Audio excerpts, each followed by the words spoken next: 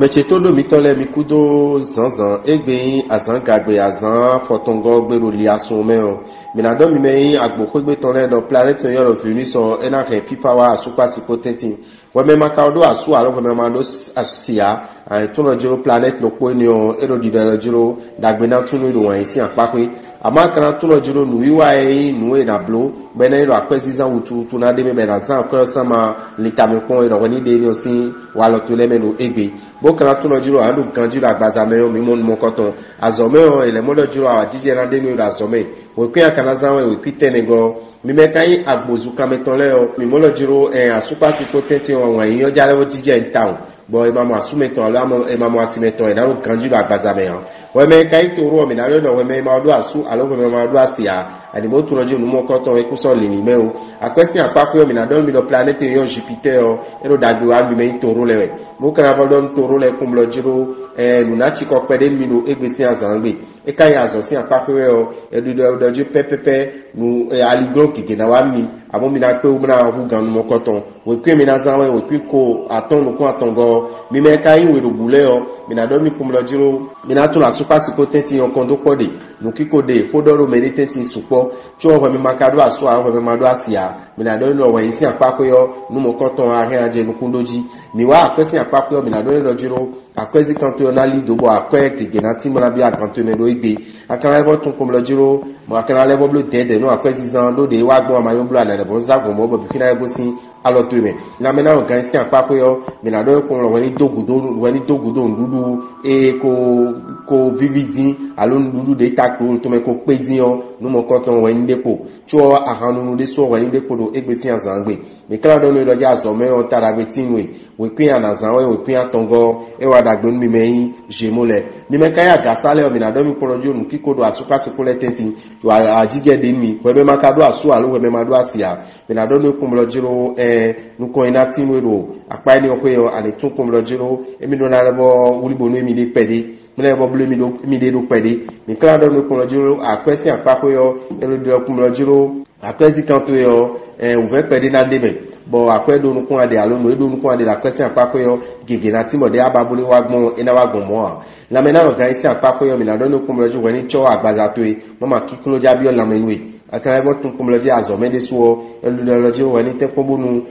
akonpipan ni suponu e bonu akonpipan kana zo bo nuye adura zo si apako yo nuye ni on de na lebo jedeji we pin akana zanwe we pin gbanu ko atongo mi me kinikini le mi na do mi kun loju e do mi ni tepo bonu kiko ni no ho do me awajije o mi ni tepo bo kono ho do mi to me mama ko me sina wa bo sigiri na supo we me makado asu alo ko me mado asia mi na do no kun loju me na asu na alo me na asinu yo ana pe me mo koton e ka loju we ni tepo bonu e ko yin de pe me mo koton ni na je tijiraji azonoko we ni tepo bo be me ni odo pede we ni tepo bo hole pede e na zo no ko ina tinwe akwesi apako yo mi na do we me ni odo jiro ni fatu debude alo nde debadura su baro le kan blowe akwe erati akwe vinui be kan le ave onu do so gudo mi me kan le yon ko le mi na do mi ko lo jiro la me na no kan si apapo o ve pede na de mi na mo jiro tu emi to mi na no fe ni mi fon igbe si azangbe di o mi na mo jiro na o chiko do mo tu bi kan ve nu mi kan do mi lo di azo si apapo yo mi ni tun ko lo jiro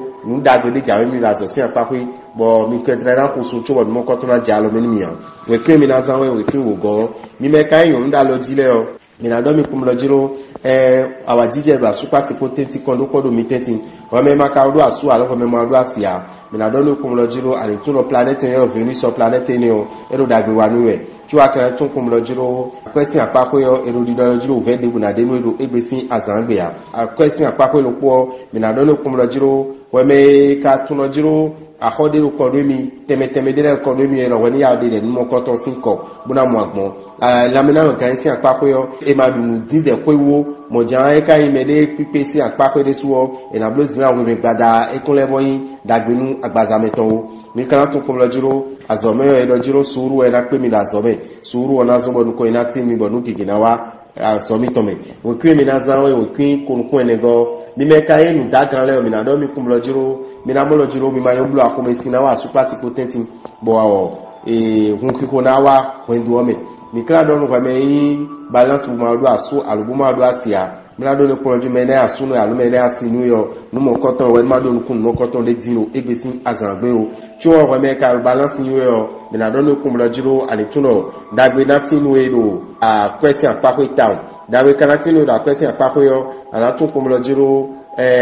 emina te kombo nu elo yo wi lo economy apesiza igboduku o nu mo koton ablo ina wala gbenwe e kan la mena kan si apako yo edo ni kon apaza meton kan jibo khen mama nu de du ele wutu tu ene ku yon me o azosi apako yo mina do no vi mi toyin balance le kom lo jiro dagbe tin ye lo azosi apako bonu ko ina tin ye we ku e kana za we tun ko go mi me kai ahon kekele le mina do mi ko lo jiro mi me mo koton le o mina tun ko lo jiro mi ni hunu kun mi to pede bo kun no lo jije apa mi ton ko yo no lo jije fo mi ton sa mi ni je nu kun huji bu je pipon di do mi ma yo blo mo a ena fian mi do so gudo amaru aso alo amaru asiwe a we me scorpion ina do ko mo ni blu tete do nu mo koton dagbe de kundo alojinu do wan sin apako ni azos akwesi apako yo ina do no ko mo jiro ove ana mo la akwesi apako ko ni de na support din o ana pe o na blu no ya ga blu akwesi apako yo amo na me na organize apako mi mo lo jiko me si ona support eni o kana zo amlo ma do de so na de numero same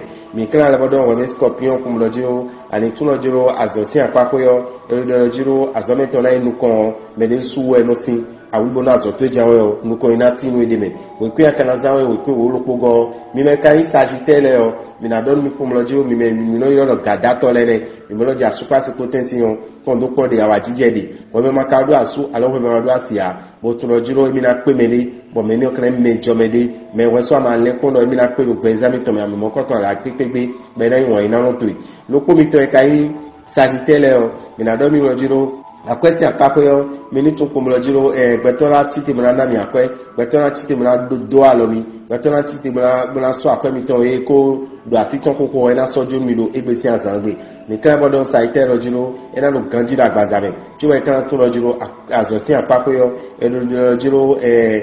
nuko ina tini town azosin apako we pin kan azan ewe we pin kande woloko go ewe ina zama da gbina tini mi me kai ye we zogbano le yo mina domi kumlo jiro ero fodo gbono asimeton fodo gbono asumeton na zomo kumesinawa ena zomo menegbe masina supo webe makado asu alo me mado asia mina do ndo mene asunu alo mene asinu yo mede ba na petro bo klan ro yin ni azunuko yo wi ro kudu fudro ewe jawa we lo ibisi ansangbe na mena lo kan si apako yo mina do no vi mi toyin capricorn le jiro uve de bukuno na mena lo kan si apako nu yo we me Capricorn yiwe me na do no kumlo jiro azosi apako yo azotwe alonu ni twele kikina yiwa we pia na zanwa we kigban ko atongo e wa da do no vi mi toyin Capricorn le mi me yin si kontole o me na do mi kumlo jiro e do ve de bukunde dino asuka si potenti o me ko me sin pede na wa so ma ko be se ile na no so na ka so igbada o me makado asu alo ko me ma do asia ani tun kumlo jiro dagbe na tinwe won isi alideja hunwe numo koton ero ma jodo ni iteme o e kan akwesi apako yo ina do ni kumlo jo we ni blu tede mama akwesi za to yo ina inu muna ve o ero so gudo no ko mi to e kai peso le o ina do mi kumlo ji la me na lo kan isi apako yo mi na lo kanji la gbaza bebo no e fi azon ki wini le o mi mo de bu ku si second mi lo egbesi azangbe o lo ko mi to e kai verso le o ina do mi kumlo ji no azon si apako yo ni mi to le bi pin no ni le bo inu konkona mi abugbo azo chi na inu konkaro ko iwo lopo eni olewe no ni pomo da gbe no tin me we pia kana za we kun kun ego mi me kan we bi le o bodo asu alobodo asio mi mo loji kon podo asu pa ko tentin awa jije ro mi me we le tentin o mi makado asu awo mi ado asia mi na do ko loju me na asu no ya me na asinu yo me mo ko to ana pe e kana mi de bo e kun je fe bi nu o cho me mo ko to ja ka ja won ina gbe dinzan ri lo ko mi to e kan poisson le o mi na do ko loju a question apako yo mi ni tu ko loju mina level to mina level yo azomi ton so to enwe no kan kwa mi o mi level do ton tito de me boni dagbe ni tin de me bonu me lo poloko ni ton azoton lo azo ena zo mo dagbe na tin mi ba kweli yo ena level lidoro alobitome lo ko mi to e kai poisson le o mina do ko lo jiro mina no kanjida gbaza be azo ena zo mo mi wi bona azo mi ton no ko ena tin mi we kwi mina za we kwi teme go we dame urabitan edo ena chen lo ko mito bon ma gbo to FIFA ni kondo mi membiji